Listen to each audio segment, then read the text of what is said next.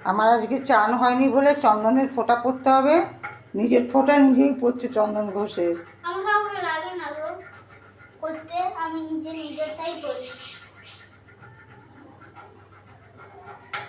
ব্যাস হয়ে গেছে, চন্দন বেরিয়ে গেছে।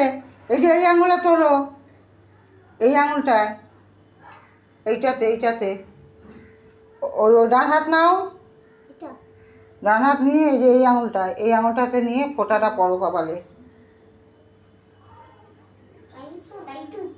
হ্যাঁ অনেকটা উঠেছে, ফোঁটা হয়ে যাবে।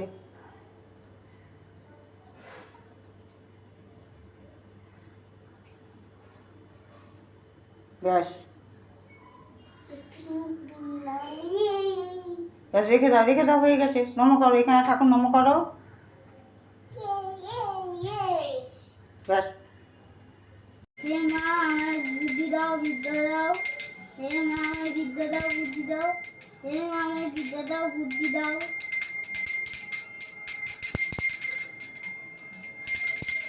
এবার জগবন্ধুকে বলবি না জয় জগন্নাথ? জয় জগন্নাথ, সবাই বলে জয় জগন্নাথ। ব্যাস হয়ে গেছে এবার নম করে নাও।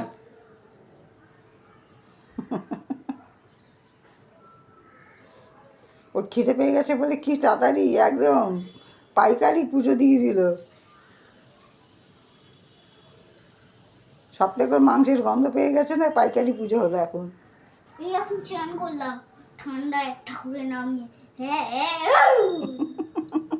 হে মা আমার বিদ্যা দাও, বুদ্ধি দাও।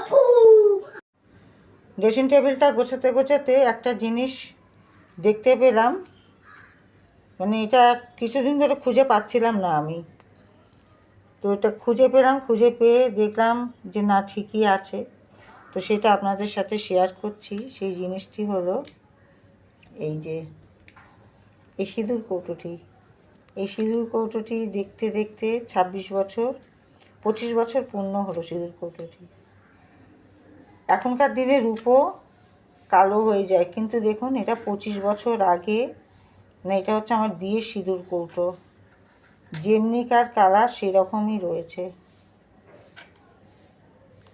আর আমাকে যিনি দিয়েছিল, এটা ঠাকুরের সিঁদুর এতে দিয়েছিল, বলেছিল এখান থেকে নিয়ে পরবি।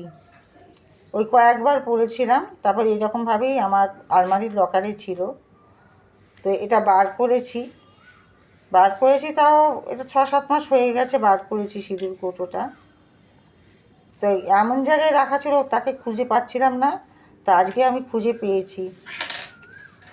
তাই মনে হলো যে এটা শেয়ার করি, যে আগেকার দিনের রূপো এখনকার দিনের রূপোর কত তফাৎ। তাছাড়া হচ্ছে এটা একটা স্মৃতি, রূপোর তো তফাৎ আছেই, এটা হচ্ছে একটা স্মৃতি, তাই এটা আপনাদের সাথে শেয়ার করলাম।